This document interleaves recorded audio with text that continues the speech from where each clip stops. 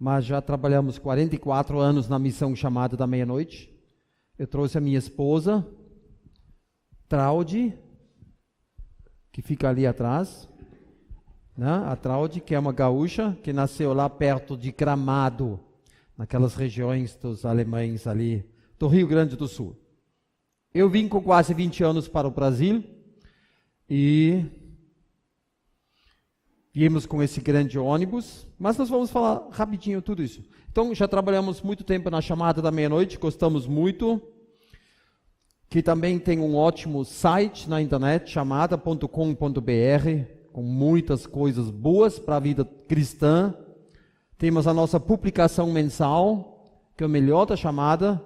Quem compra algo vai ganhar uma sacolinha, uma bolsa com uma revista de graça da Chamada da Meia-Noite. Temos um trabalho ligado com Israel, se chama Casa da Paz, Bet Shalom, porque o nome Chamada da Meia-Noite ia assustar os judeus, né? Então é Bet Shalom. Desde a Guerra dos 6 Dias, 1967, a Chamada da Meia-Noite ajuda Israel e já canalizou milhões de dólares para Israel, da Europa e dos Estados Unidos. Temos esse congresso grande, que já foi mencionado, em Águas de Lindóia, todo ano em outubro, com ótimos palestrantes. Também, quando o real e o dólar permite, a Chamada organiza viagens para Israel, que realmente é algo muito especial, ver com os próprios olhos essa terra, passar nos passos de Jesus, é algo especial. E ver esse povo que Deus profetizou que no fim dos tempos ia voltar para a terra dos pais. Então nós moramos em Porto Alegre, que é a capital dos gaúchos, que é a capital mais ao sul do Brasil. Nós moramos abaixo dessa flecha vermelha, e vocês veem ali tem muita água, mas é água doce, é um grande rio Guaíba. Lá também fica a garagem do ônibus, do Verbus, lá na minha casa. Então nós viajamos, saindo de Porto Alegre, e subimos até Fortaleza. Trabalhamos 2 meses pesados na capital, nas praias do norte e no sertão. E descemos até Crato e Juazeiro do Norte. E realmente o calor foi terrível. Mas sobrevivemos e valeu. As igrejas muito gratas, vendemos muita literatura, que foi quase tudo. Aí minha esposa foi de novo para Recife e comprar mais Bíblias na Sociedade Bíblica. Subindo, nós paramos na praia do Patacho, que é uma das mais bonitas, Porto de Pedras. E o que nós fizemos lá? Lá fizemos um encontro familiar. Então isso aqui é minha família, certo? Em 74 eu saí sozinho da Alemanha, com quase 20 anos, e isso hoje é o começo de uma tribo, uma nova tribo, certo? Já somos 32 pessoas, nós temos 7 filhos casados e 16 netos. Vocês veem, muito diversificado já, né? E 5 até trabalham no reino de Deus. Aqui os velhos com os netinhos, né? Muito bem. E naquela ocasião festejamos os nossos 40 anos de casamento. E viajando com o nosso ônibus, que tem muito espaço para os livros. É complicado dirigir um ônibus grande, até aqui nos bairros, né? Mas a outra vantagem é que ele tem muito espaço. E é um motor muito forte. Também temos alguns DVDs com as minhas palestras ali na mesa, muitas Bíblias. Quem já olhou lá, nós temos ótimos livros da Chamada e também material para as crianças, que é muito bom. Sempre apoiando a veracidade, a autoridade e a atualidade da Bíblia. Então hoje à noite, o título é A Luta Apocalíptica contra o Criador. E nós vemos uma certa subnutrição espiritual nas igrejas sobre o criacionismo. Que o cristão sabe se defender, sabe defender a criação bíblica, porque hoje todo mundo fala da evolução, fala daquele mundo de bilhões de anos, e o cristão às vezes fica contra a parede e não sabe responder, e até começa a duvidar de Gênesis 1, 2 e 3, e acha talvez não foi bem assim, literalmente. Então hoje à noite vamos falar sobre isso. Até em Apocalipse 14, um daqueles 3 anjos fala para todos os homens vivos da terra e ele diz o seguinte: temei a Deus e dai-lhe glória, pois é chegada a hora do seu juízo, e adorai aquele que fez o céu e a terra e o mar e as fontes das águas. Até na tribulação, na época apocalíptica, um anjo vai advertir todo mundo para reconhecer a Deus como Criador, porque o juízo está se aproximando. A Bíblia fala: pois do céu é revelada a ira de Deus contra toda a impiedade e injustiça dos homens que detêm a verdade em injustiça. A Bíblia fala muito da verdade de Deus. É uma questão de verdade. Pois a Bíblia fala que a sedução anticristã vai muito forte.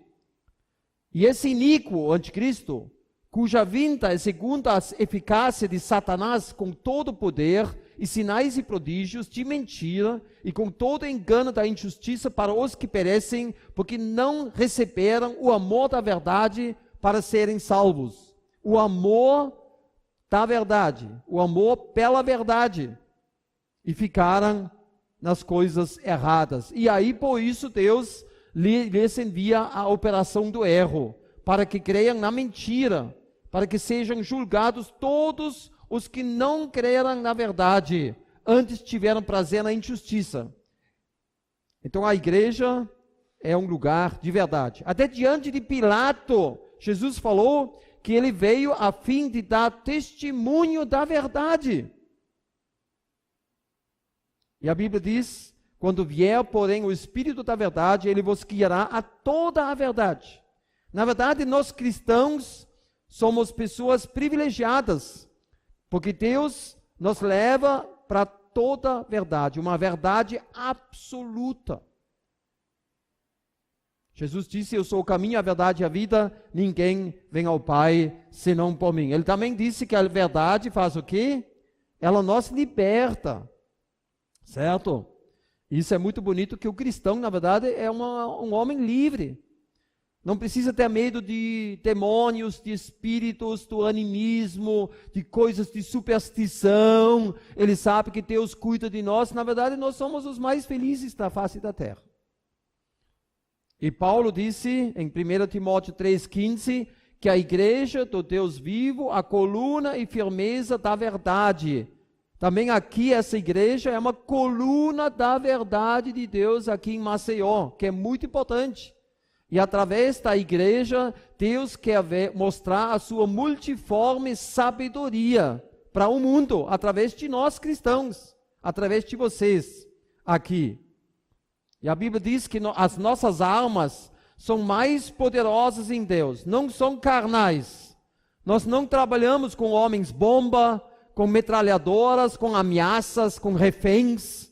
Não, o cristão, na verdade, é um ser pacífico, que prega o Evangelho, mas a Bíblia diz que as nossas armas espirituais são as armas mais poderosas que existem. E é engraçado, no mundo onde há uma ideologia forte, penso no nazismo, comunismo, no Islã, anticristão, logo os cristãos são declarados inimigos do Estado. É engraçado, o cristão que não faz nada, né? Ele é atacado, muitas vezes junto com os judeus, porque o diabo sabe, as nossas armas são mais poderosas para destruir fortalezas, anulando sofismas e toda altivez que se levante contra o conhecimento de Deus, levando cativo todo pensamento à obediência de Cristo. Pensa nisso. Quando você tem medo de falar com outras pessoas, testemunhar Jesus, você tem medo de argumentar, você não precisa ter medo. Você tem as armas mais poderosas. através da palavra de Deus. É bom desenvolver uma mente bíblica. Então, a Bíblia afirma, claramente se reconhece Deus através das coisas criadas. E, na verdade, o Brasil é um país privilegiado, com tantas plantas e animais, com tantas regiões lindas, 7.000 quilômetros de litoral, florestas, várias regiões climáticas. Então, claramente se reconhece Deus através das coisas criadas. E nós vemos muitas coisas lindas. A Bíblia começa simplesmente, né, no princípio, Deus criou os céus e a terra. Bem assim.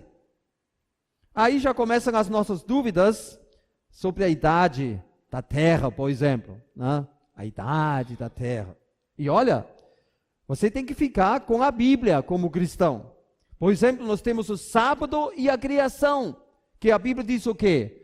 Lembra-te do dia do sábado, para o santificar. 6 dias trabalharás e farás todo o teu trabalho, mas o 7º dia é o sábado do Senhor, do teu Deus. Nesse dia não farás trabalho algum, nem tu, nem o teu filho, nem a tua filha, nem o teu servo, nem a tua serva, nem o teu animal, nem o estrangeiro que está onde? Dentro das tuas portas, em Israel. Porque em 6 dias fez o Senhor os céus e a terra, o mar e tudo que neles há. E ao 7º dia descansou. Por isso o Senhor abençoou o dia do sábado e o santificou. Então, não tem como discutir. Isso eram 6 dias reais, com a manhã e a tarde. Está escrito bem assim. Não tem como escapar. Porque Deus, então ele mentiu sobre o sábado. Não, é um dia. Olha, e na verdade, seja sincero. Deus gastou muito tempo. Ele gastou 6 dias. Deus não precisa 6 dias para fazer as coisas. Porque para Deus o tempo não existe. Ele fez isso de propósito em 6 dias para adaptar o ciclo da semana, entendeu? Porque Deus não precisa tempo, acredita isso. Deus faz isso em uma fração de segundo, tudo. Porque Deus, ele é muito grande. Agora, não pensa que eu sou um adventista, certo? Falando do sábado. Olha aqui que a Bíblia diz. Entre mim e os filhos de Israel, será ele, o sábado, um sinal para sempre. Porque em 6 dias fez o Senhor os céus e a terra, e ao 7º dia tinha tudo terminado e festejou. Então, o sábado é um sinal entre quem? Entre quem? O que está escrito aqui? Entre Deus e os filhos de Israel. O sábado não é para a igreja. Agora, cuida bem. Se você quer guardar o sábado, você pode. Você também pode guardar a segunda-feira, ou a terça-feira. O cristão tem liberdade total. Paulo diz, um guarda um dia, ele guarda para o Senhor. Outro não guarda, ele não guarda para o Senhor. Cada um como convém. Nós temos liberdade. Sério. Eu não guardo nada. Eu não guardo nem sábado, nem domingo. Até quem pega, às vezes, trabalha mais no domingo do que nos outros dias de semana. Então, nós temos aquelas dúvidas. Por exemplo, quando a Bíblia diz, no princípio criou Deus os céus e a terra era sem forma e vazia, e havia trevas sobre a face do abismo. Aí muitos acham, ali houve a queda do diabo, e ali é aquele buraco dos bilhões de anos.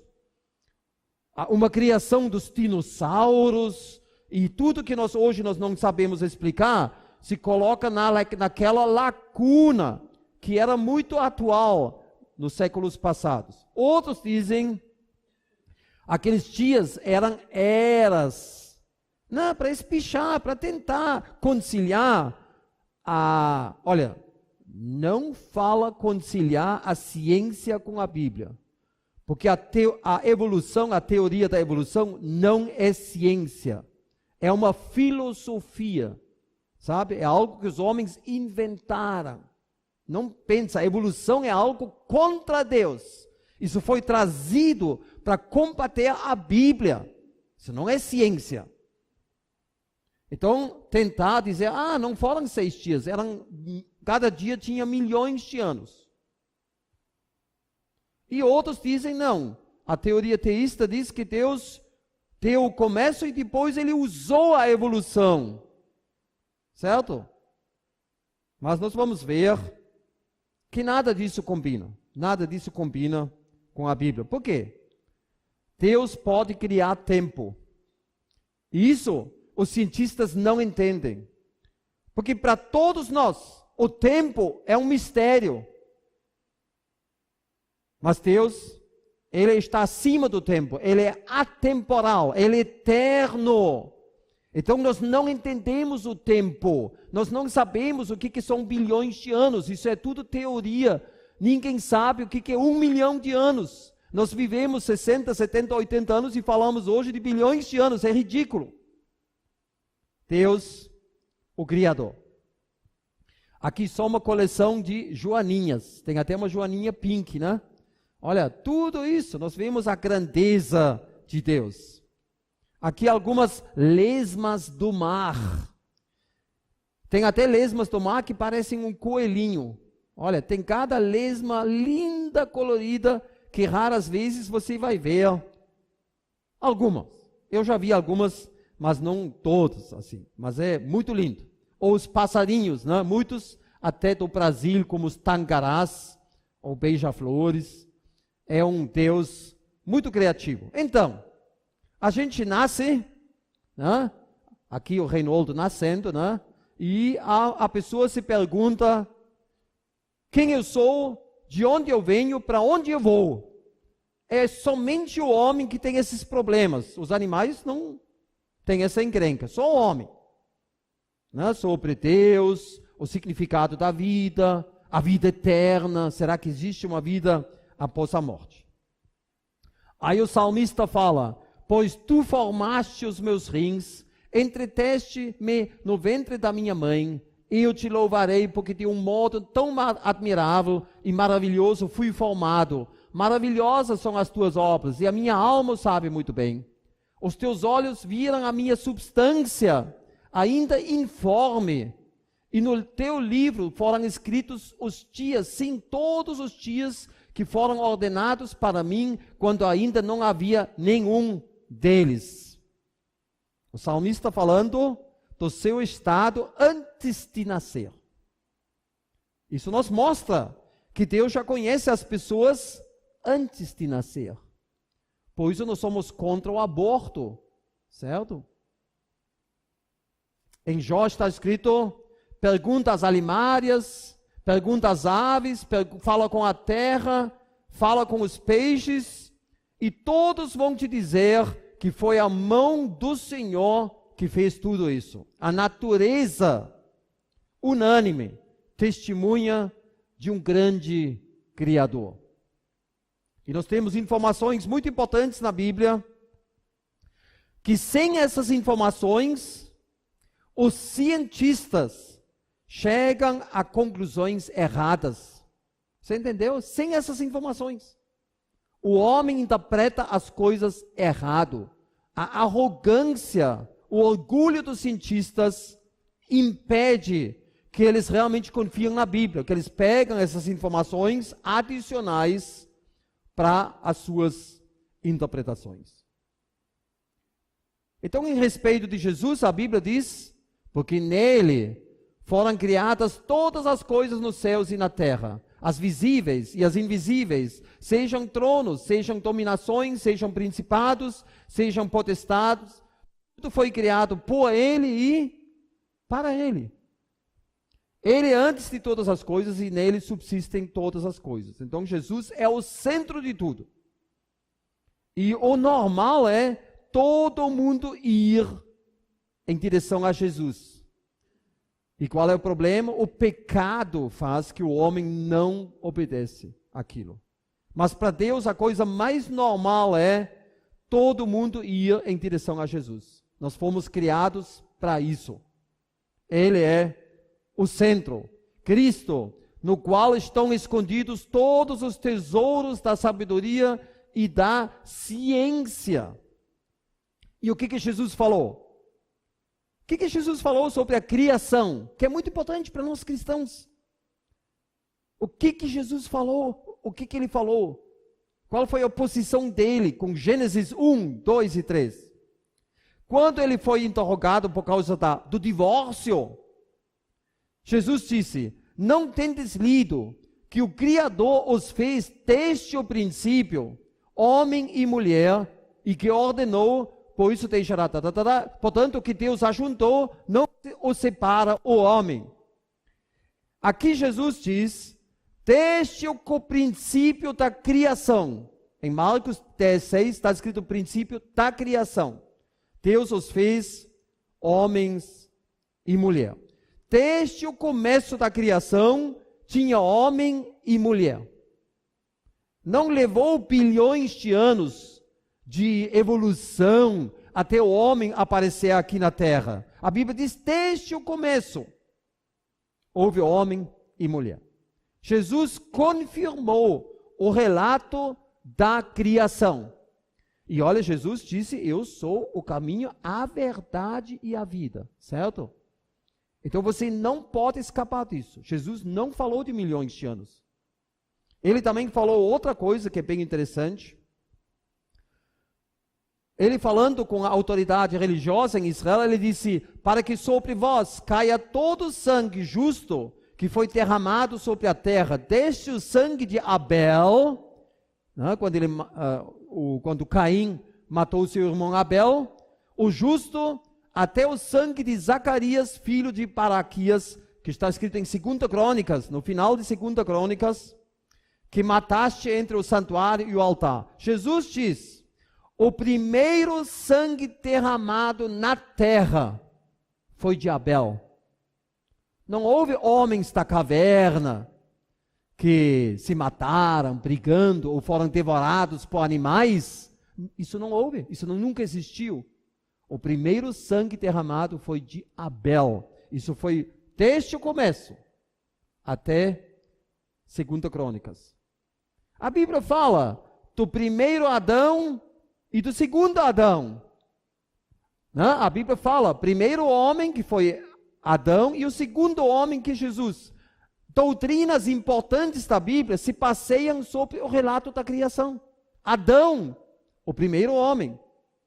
Ou Paulo, falando da igreja de Coríntios, ele disse, eu tenho medo que vocês serão enganados como a Eva, lá no paraíso, através da serpente. Paulo falando da queda do homem no paraíso, dizendo, isso é um relato verdadeiro. Assim encontramos muitos trechos no Novo Testamento, que Jesus mostra que tudo isso é verdade. Jesus falou de Adão, Jesus falou de Abel, Jesus mencionou Moisés, Abraão, um monte de personagens da Bíblia, como personagens reais. Até o Jonas, ele disse, como Jonas ficou 3 dias na barriga do peixe, ele ia ficar 3 dias e 3 noites no túmulo, falando que aquela história é verdade. Mas vamos falar mais da criação, certo? Que a criação é maravilhosa. Esse aqui não é um bichinho inflável, isso aqui é uma beluga, uma baleia branca de verdade, viva, que é, olhando bem, é algo incrível, é maravilhoso. Olha, quando eu vejo isso aqui, eu digo, meu Deus, como tu é grande, que coisa mais linda. Nós temos até flores que parecem papagaio, se chama flor de papagaio. E olha, vocês veem que a criação é bem atualizada. Olha a criação, nós temos flores, né, aqui que parece o Darth Vader da Guerra das Estrelas, brincando. Mas existe, essa flor existe de verdade. Então Deus fez tudo perfeito, dos maiores até os menores. Se vocês acreditam ou não, esse ratinho eu fotografei em Jerusalém. E vocês veem o ratinho judeu é igual ao ratinho brasileiro. Só esse aqui eu pedi depois para ele se identificar como ratinho judeu, certo? Aí ele fez isso aqui, ó, tá vendo? Né? Brincando. Aqui, pá. Muito bem. Desafiando crentes a pensar, desafiando pensadores a crer. Então vamos ver um exemplo que são tropeços para a evolução. Por exemplo, uma rã chamado chocador de estômago. O que essa rã faz? Agora você já se prepara que vai vir alguma coisa que talvez as mulheres não vão gostar muito, certo? Mas eu não posso fazer nada. Aquela rã engole os seus ovos, até 35 ovos, e fica 6 semanas em jejum, e os ovos são chocados no estômago. E tanto os ovos como os gerinos que depois nascem, expelem químicos que neutralizam o suco gástrico. E eles transformam o estômago num útero. Agora imagina como pode ovos programados para expelir substâncias que neutralizam o suco gástrico. É algo louco. E os gerinos fazem a mesma coisa. Nós sabemos que o desenvolvimento de uma rã, um sapo, é assim, certo? E tudo isso acontece no estômago da mãe. Em vez de digerir os ovos, que ia se chamar canibalismo, depois, comendo seus ovos, 6 semanas de jejum, neutralizar o suco gástrico, os ovos são tão grandes que o gerino tem toda a energia, ele não precisa comer nada. Ele se desenvolve até um pequeno sapinho, e depois há uma dilatação do esôfago. E as rãzinhas saem da boca da mãe. Talvez você ache isso meio nojentinho. Eu acho incrível. Como pode? Uma rã comendo seus ovos, chocando no estômago. Isso não pode ter se desenvolvido com lentos passinhos, como o Charles Darwin está nos desafiando. Ele diz, se você me mostra um exemplo que não pode ser um resultado de uma evolução lenta, a minha teoria cai por terra, vai breakdown. Só o chocador de estômago já mostra que a evolução é impossível. Como um sapo engole seus ovos e não digere os seus ovos? Isso não existe. Mas Deus fez. Sabe que Deus colocou umas coisas na natureza? Eu vou quase dizer que até os mais burros notam que tem um Criador. Forças impessoais, muito acaso, muita mutação, muito tempo, sem planejamento e sem inteligência. Isso os cientistas falam hoje, aconteceu aqui na Terra. Para mim, isso é suicídio intelectual, certo? Ignorância. Sinto muito. Porque a Bíblia diz, claramente se reconhece Deus. E olha o que a Bíblia diz aqui. Desde o princípio do mundo. Quando a Bíblia fala disso, é Bereshit. No começo, Deus criou o mundo. No começo é Bereshit. Aqui é o começo da criação. Desde o começo é percebido por meio das coisas que foram criadas. Desde o começo, tinha pessoas que podiam notar que Deus é o Criador. Tais homens são, por isso, indesculpáveis. Ninguém um dia vai chegar diante de Deus e dizer, eu não sabia. Não. Deus disse, você viu toda a minha criação. Você não tem desculpa. Você não vai escapar. Mas em vez de adorar a Deus, a Bíblia diz que os homens nem lhe deram graças, nem o glorificaram. Entra no meio científico e intelectual e fala da criação de Deus, qual será a reação? Você é declarado um bobo, um burro, um anti-científico. Eles vão debochar você, eles vão debochar da Bíblia, da criação de 6 dias. Você será hostilizado, você pode ser até um professor, um doutor, não sei o que, qualificado. Na hora que você fala da criação de Deus, você é discriminado e rejeitado pelos colegas. Que é triste. A Bíblia até diz, aqueles que dizem ao pau, tu és meu pai, e a pedra, a matéria morta, tu me geraste, porque me viraram as costas e não o rosto. Olha, 2.500 anos antes de Charles Darwin, lá em Israel, os rebeldes falaram que o pau e a pedra me gerou é meu pai. Matéria morta. Claro, falando dos ídolos. Mas a teoria da evolução é uma idolatria pseudocientífica, que trouxe consequências horríveis, até na área social. O nazismo, por exemplo, na Alemanha, trabalhou com a evolução. O mais forte vence o mais fraco. Aqui nessa placa, aqui, escrito no dia 2 de outubro de 1941, está escrito: o russo tem que morrer para que nós podemos viver.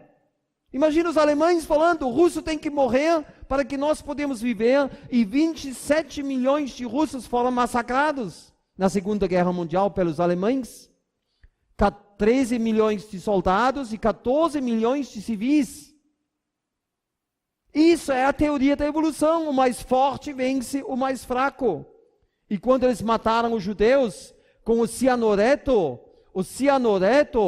presta atenção, era da companhia de combate às pragas da Alemanha. É um produto que se usou para combater pragas de insetos. E eles mataram os judeus com cianureto. Quem carrega esse símbolo é o inimigo do nosso povo. E quando os alemães fizeram isso, você sabe o que aconteceu com a Alemanha. Foi feio o que aconteceu com a Alemanha. Para cada judeu aniquilado, morreu mais do que um alemão. Porque a justiça de Deus é assim. Então, pensando naquele chocador de estômago, o que nós aprendemos com ele? Apesar do ambiente hostil, estômago, da escuridão e da falta de espaço, aquelas rãs têm um desenvolvimento absolutamente normal, porque eles têm um antídoto, um neutralizador, que nós também vivemos num ambiente hostil, um mundo que jaz no maligno, um mundo que jaz nas trevas. E o nosso antídoto é a oração, a confiança e a cruz de Cristo, para que nós podemos viver nesse mundo como a luz do mundo e o sal da terra. Vós sois a luz do mundo, ninguém os arrebatará da minha mão. Eu venci o mundo, porque todo que é nascido de Deus vence o mundo. A nossa fé é a vitória. Vamos olhar mais um exemplo muito estranho, que é uma galinha, uma ave, com um pé grande, um pé para cavar, maior do que galinhas, que a galinha já tem um pé para ciscar. Então, essa ave faz o quê? Essa ave faz isso aqui. Aquela ave fica arranhando, trabalhando todo o lixo orgânico do mato, galhos, folhas, e faz um monte de lixo. E quando o material orgânico começa a apodrecer, surge um fenômeno, não o cheiro, mas surge o calor da fermentação.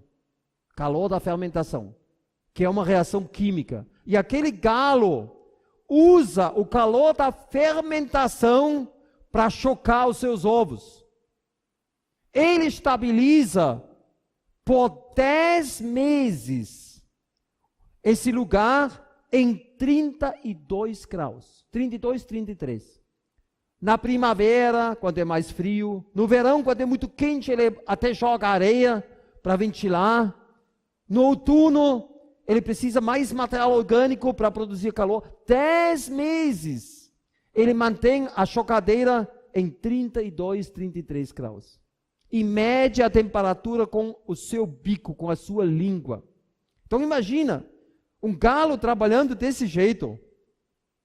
E quando os filhotes nascem, eles nascem desse jeito. Um filhote por semana.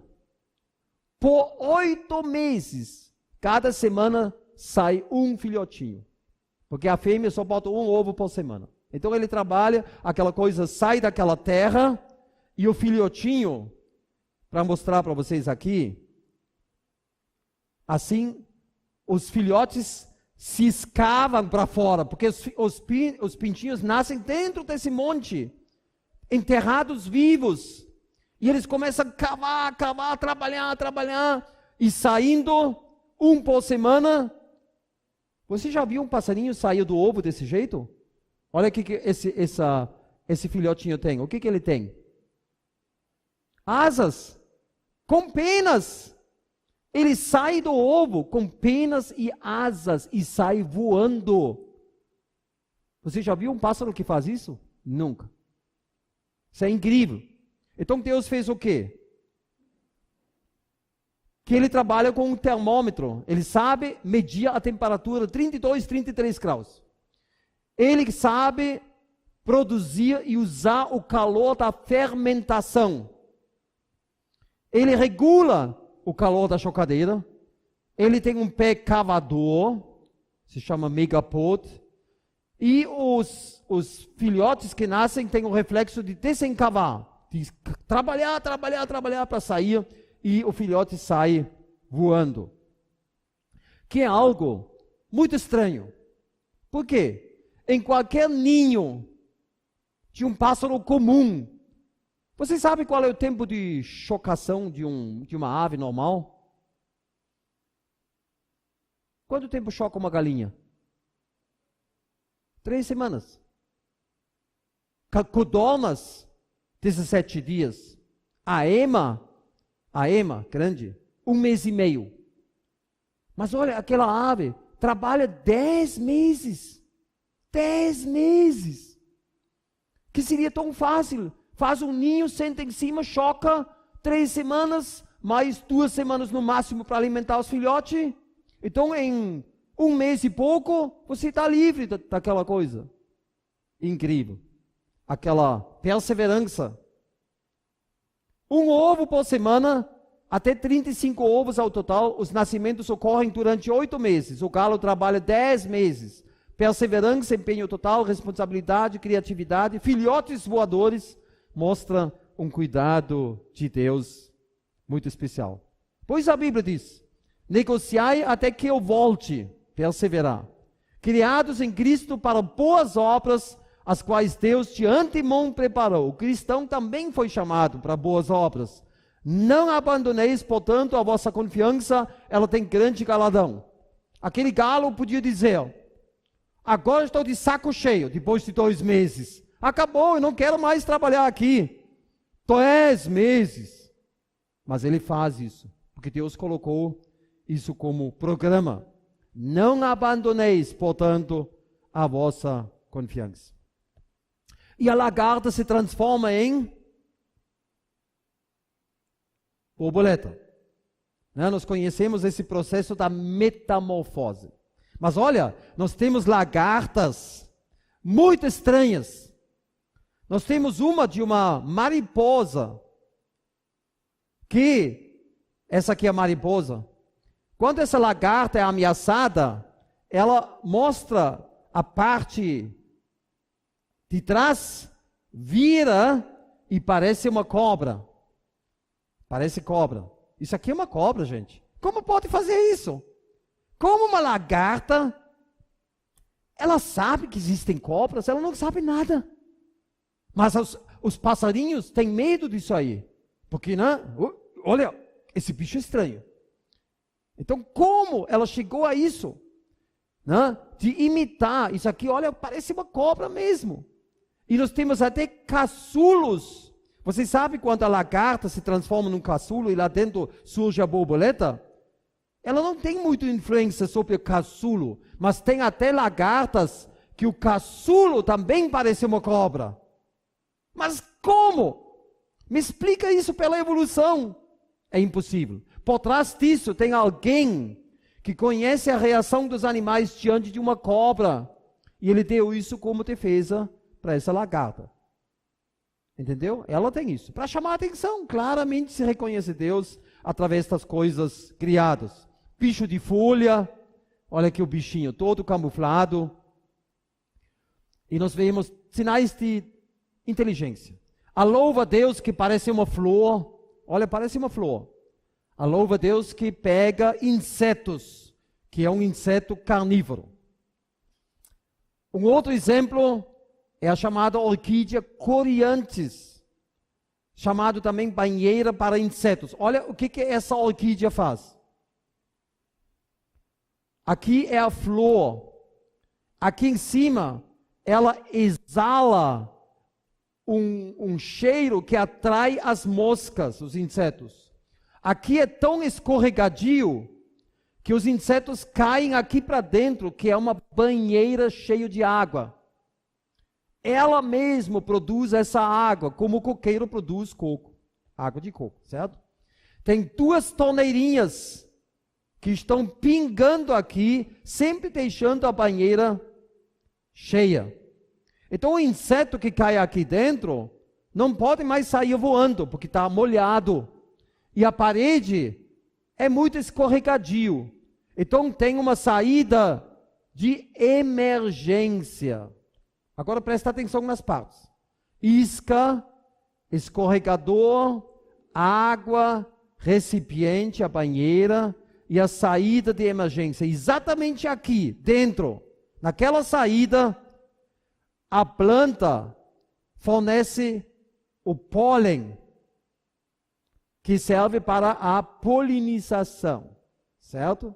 Então ali, quando o inseto quer sair lá, o pólen é grudado nas costas do inseto.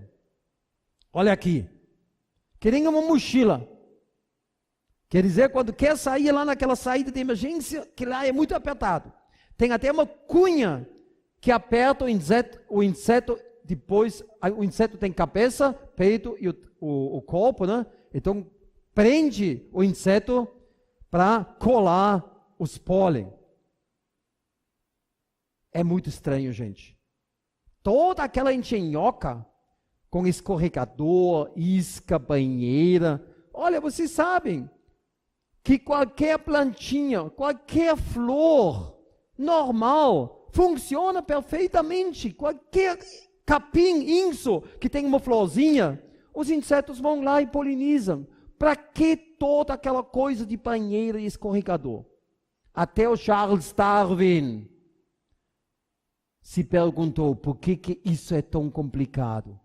Ele ficou, né, assim meio perturbado. Eu acredito que Deus fez isso para chamar a atenção. Para chamar a atenção que por trás disso tem um Criador que fez isso. É um planejamento. Claramente se reconhece Deus através das coisas criadas. E nós temos outras orquídeas, chamadas ofris. Nós temos 220 tipos. As flores imitam insetos. E presta atenção. As flores exalam o feromônio, que é o atrativo sexual que a fêmea exala para atrair o inseto macho. E aquilo que a orquídea exala é exatamente a mesma fórmula química que a fêmea de certos insetos exala para atrair o macho. Como uma planta pode imitar feromônio de insetos, gente? Como ela sabe qual é o desodorante da fêmea que atrai o macho? Você entendeu? Isso é uma loucura. E nós temos até uma flor, por exemplo. Isso aqui é uma orquídea da Europa.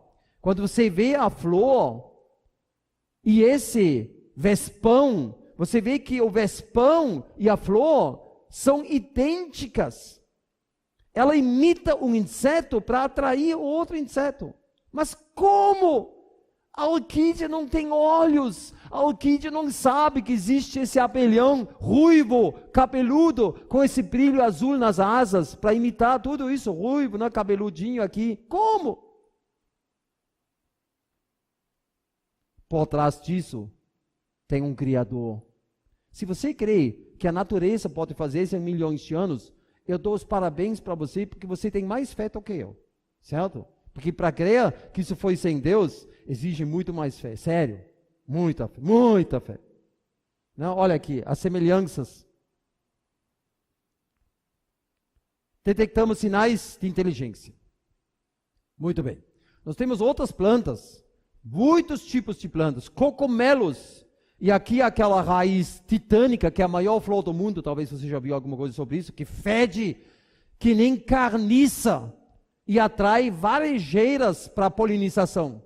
A fórmula química que esses cogumelos e essa planta exala, que tem cheiro de carniça, é a mesma fórmula química de carniça de verdade. Mas como uma planta pode fazer a mesma fórmula para feder que nem carniça? Você entendeu? Isso é complicado. Isso é coisa de químico. Por trás disso tem Deus. E nós temos a orquídea Catasetum, que significa uma flecha é lançada. Setum é flecha. Cata, vento. Catasetum.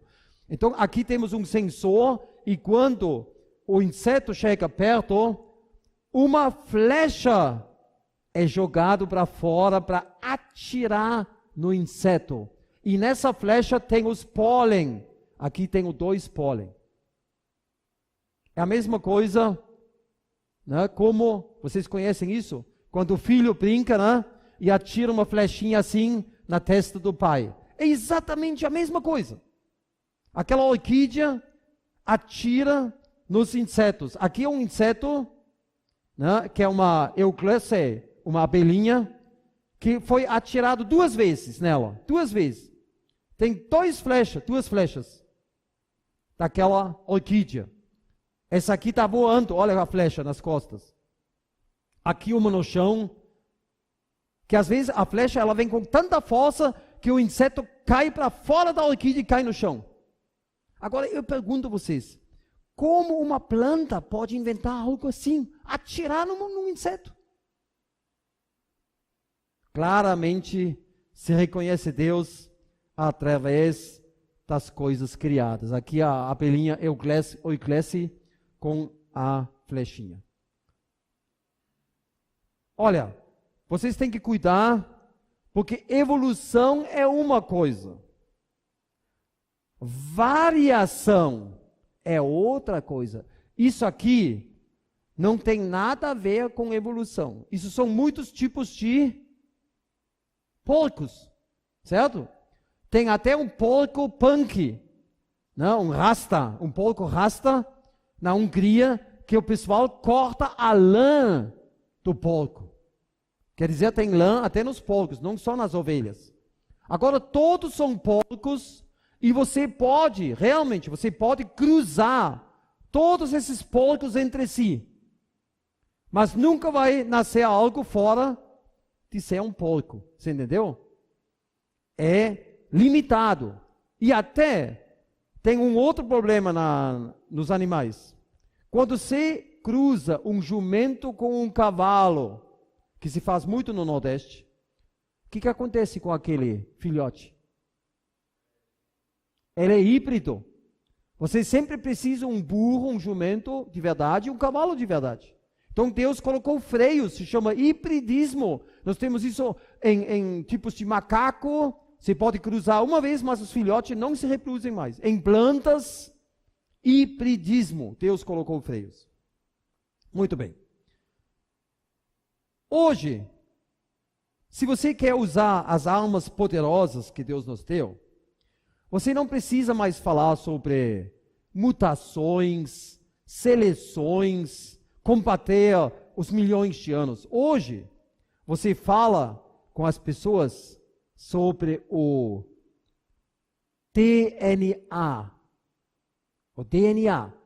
Vou explicar isso aí. Porque a Bíblia diz que no começo era o verbo. No começo era a informação. No princípio era o verbo, e o verbo estava com Deus, e o verbo era Deus.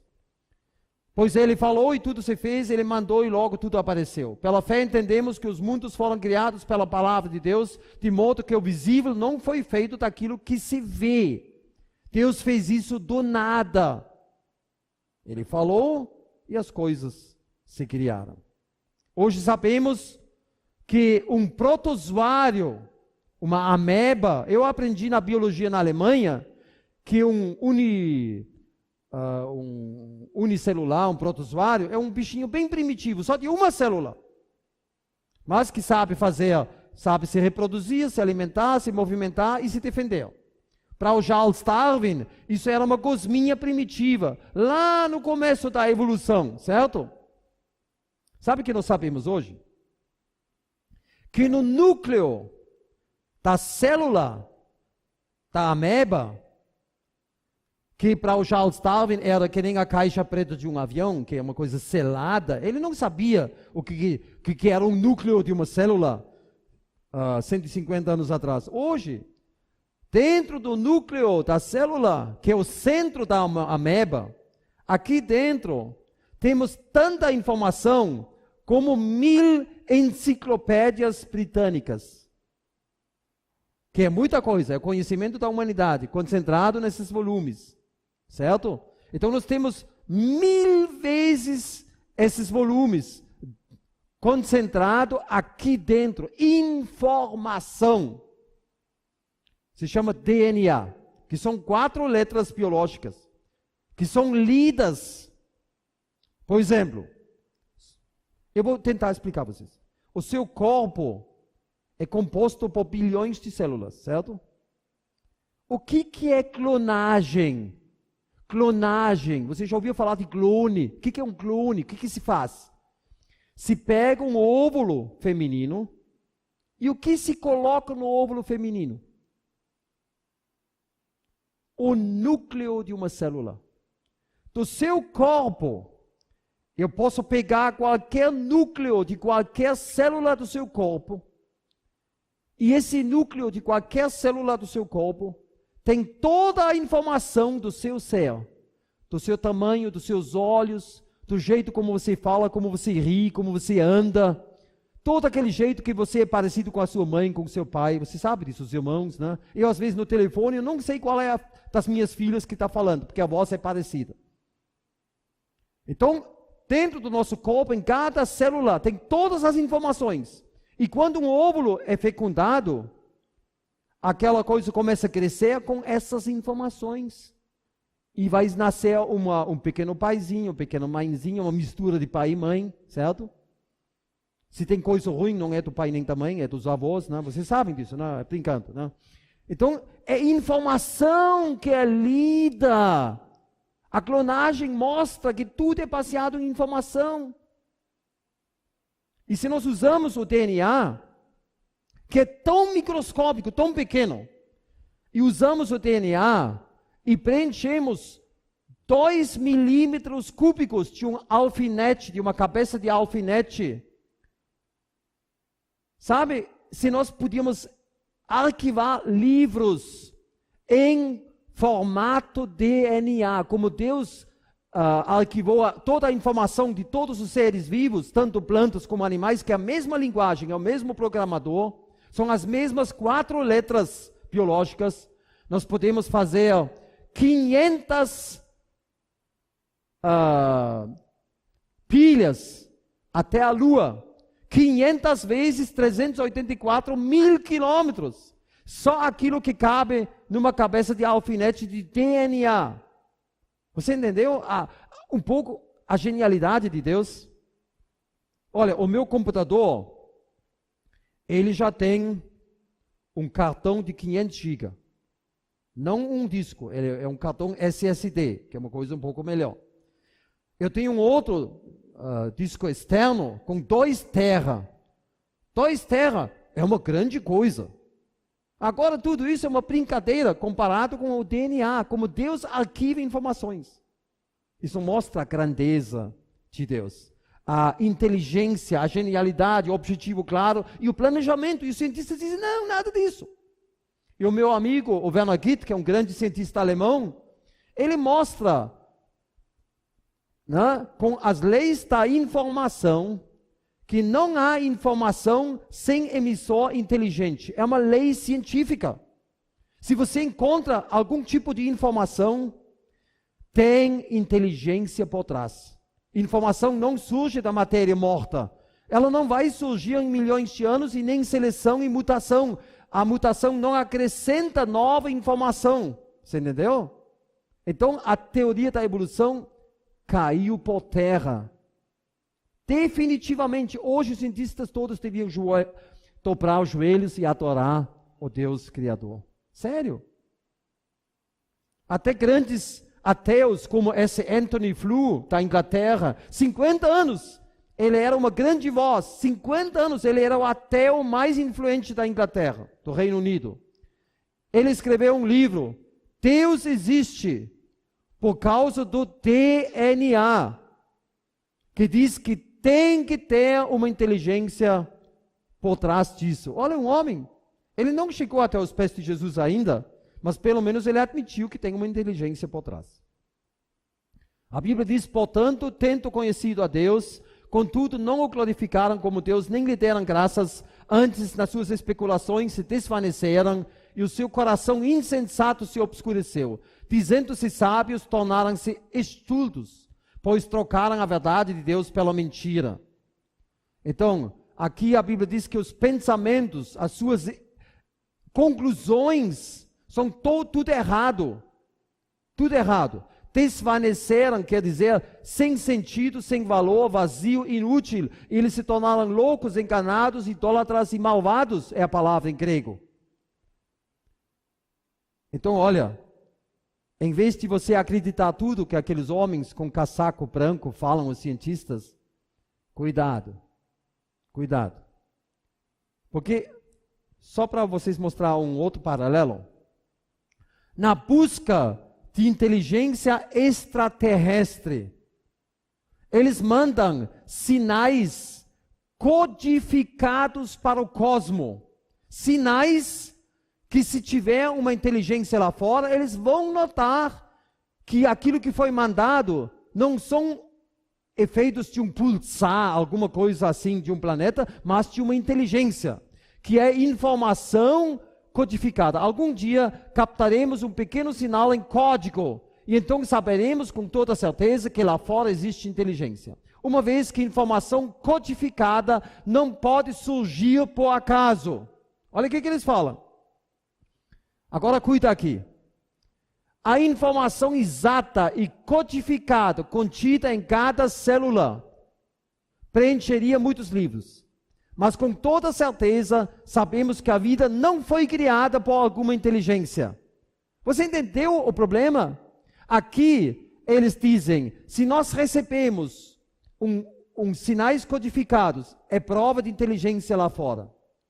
E nas plantas e nos animais, nós temos um código, temos a informação codificada. E eles dizem, não tem criador.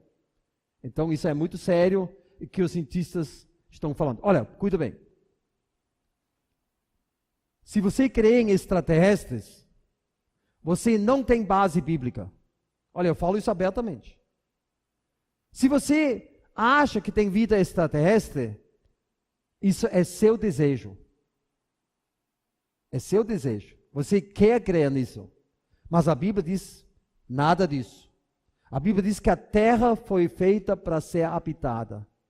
O resto, a Bíblia não diz que tem vida lá fora. O que existe é vida sobrenatural, não extraterrestre, que são anjos ou demônios, entendeu? É outra coisa. Mas vida no cosmos, eu não quero decepcionar você. Se você acha que tem, é você que quer. A Bíblia não dá base para isso. Então nós temos as armas mais poderosas. O nosso tempo, na verdade, já está escutando, né? Mas eu nem sei o que eu vou fazer agora, né? Vou simplesmente... Posso acrescentar uma coisinha ainda? Sim. Olha, só um assunto aqui, que é um sapo, que aqui engole o seu almoço, porque sobre gosto não se discute, certo? E depois o nosso amigo está aqui de novo, e o sapo todo lambuzado com a língua para fora. Você nunca vai ver um sapo com a língua para fora, porque é tão rápido ele pegar e fechar a boca de novo. Aqui aconteceu algo, porque o nosso amiguinho tem uma arma secreta. Ele consegue fazer uma explosão de 100 graus e queimou a língua do sapo.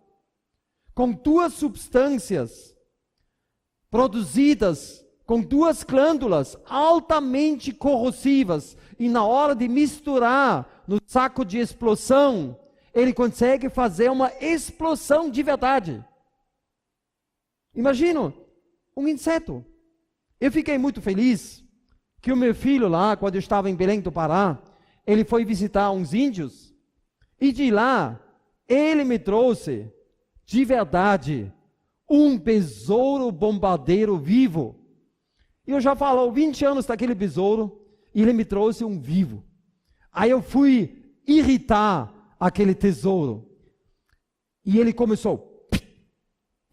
Sai um fedor muito estranho, que eu nunca tinha cheirado. E olha, meu dedo foi literalmente queimado, certo? Olha ali, meu dedo. É um besouro. Por que eu mostro isso? Porque a Bíblia fala que houve um dragão que cuspiu fogo, de verdade pela boca. Nós temos um besouro que consegue fazer uma explosão com duas substâncias corrosivas, misturando explode. Por que eu falo isso? Então pode ser que houve um dinossauro que tinha duas glândulas bem maiores e produziu muito mais, porque a Bíblia fala do Leviatã, olha o que a Bíblia fala, seu espirro faz resplandecer a luz, da boca saem tochas e faíscas de fogo, das narinas procede fumaça, seu hálito faz incender os carvões. Quando se começa churrasco, tem que acender o carvão. Quer dizer, o pessoal foi atrás desse bicho e acharam carvão incendiado. Deixa por si um sulco luminoso. Loucura. Ele deixou uma substância luminosa. E ferro é palha, e cobre é pau podre. Gente, isso não existe. Não existe nenhum animal do mundo que você não pode matar com ferro ou com cobre, com lanças de ferro ou de metal. Eu vou dizer para vocês, nós podemos matar qualquer animal do mundo com lança de madeira, nem de metal. Madeira endurecida no fogo, nós podemos matar hipopótamos, crocodilos e baleias. Eu falo sério, é sério. Dá para matar com isso. Então esse animal era invencível. E todos os povos falam de dragões. Até os alemães, nós temos as histórias. Os chineses falam muito dos dragões. E olha o que esse cientista, o Thorsten Schreier, não tem nada a ver com a Bíblia. Ele descobriu que houve carcaças de dinossauros que só se comparam pelo jeito como as camadas eram entrelaçados e colocados, se compara com coletes à prova de balas, que são feitos com esse jeito de distorcer de 45 graus. Só que nos dinossauros era de material orgânico. Então, ele diz que houve dinossauros com uma couraça parecida com colete à prova de balas. Ou esses hélices são feitos do mesmo jeito para não quebrar. Está todo com camadas do mesmo jeito como eles descobriram em dinossauros. Que são enormes. Não sei se você já viu uma vez um no chão, aqueles, né? É um gigantesco. E eles não quebram lá em cima. Ou coletes à prova de bala. Porque a Bíblia diz, ferro é palha e cobre é pau podre para ele. Mas nenhum animal tem isso. Nem o elefante, nem o crocodilo. Porque muitas Bíblias interpretam o berremote como hipopótamo e o leviatã como crocodilo. Até Bíblias boas de estudo. Então aqui vocês veem como a Bíblia é interessante, né? Aquela palavra do Tanaim, que significa dragão, monstro marinho. E vocês sabem, a palavra dinossauro é moderno. Isso não existiu antigamente. Isso foi inventado em 1800, quando eles começaram a achar os primeiros ossos grandes daqueles animais.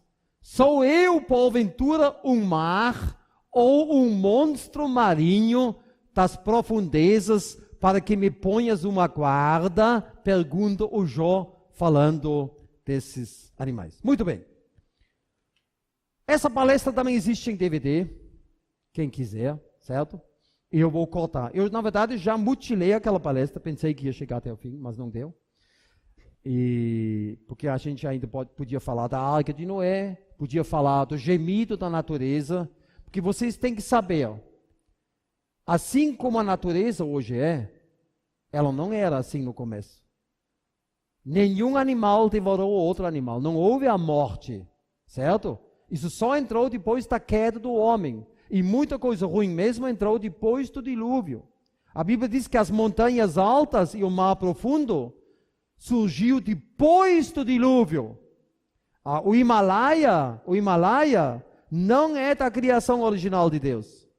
A Fossa Mariana, que tem 11 quilômetros de profundeza entre o Japão e a Austrália, não faz parte da criação original de Deus. Isso é um produto do dilúvio, para conseguir terra seca de novo. E a Bíblia diz, chegando bem no final, que um dia quando Jesus vai voltar, ele vai tirar toda a natureza do cativeiro da corrupção. O leão vai ficar junto com a ovelha. Um pequenino vai levar um zoológico para o campo, o leão, o leopardo, a vaca e a ovelha, e a paz, haverá paz entre os animais e os homens, entre os homens que vão transformar as suas espadas em reinos tirados, e entre os homens e Deus. Como o pastor João falou no começo do Thomas Reis, que o milênio é literal. E a natureza, como é hoje, não é a criação original de Deus. Ela foi amaldiçoada, distorcida, está sofrendo hoje angústia, mas Deus vai mudar tudo isso um dia quando Jesus vai voltar. Essa é a doutrina bíblica. E Deus pode fazer isso em 1 segundo. Vamos ficar de pé, vamos orar. Depois entrego a palavra. Obrigado, Senhor, por essa noite. Obrigado para cada pessoa que veio aqui. E nós sabemos que o assunto da criação é algo muito sério. E ali se mostra que se nós realmente somos cristãos bíblicos e cremos isso literalmente, fielmente, e nós temos muitos argumentos muito bons, mostrando que os cientistas hoje, querendo ou não, estão chegando a conclusões erradas, porque eles não trabalham com as informações da Bíblia. E eles não sabem como foi o começo das coisas. Que na verdade nenhuma ciência pode falar sobre isso. E isso é ideologia. E nós vemos como o homem pecador usa argumentos hoje contra Deus, contra a Bíblia, contra o relato da criação. E assim pedimos que nós podemos manejar essas armas poderosas em Deus. Também aqui em Maceió, nós podemos ser uma coluna da verdade, defendendo a verdade bíblica, também o relato da criação e falando do futuro, que Jesus vai voltar e vai transformar tudo de novo. Obrigado, Senhor, que nós não somos um produto do acaso. Senhor, obrigado que nós fomos criados por Deus. E a Bíblia diz que o amor de Deus busca o homem e quer redimir o homem. E que Jesus morreu por todos nós, para nos levar para uma eternidade junto com Deus. Tudo foi feito através de Jesus e para Ele. Que isso nos dá muita alegria, Senhor, sabendo que Deus nos ama, Deus nos vê, que nós valemos muito mais do que os pardais e os lírios do campo. Assim, Senhor, faça que a palavra falada e vista hoje à noite não volte vazia. Em nome de Jesus. Amém.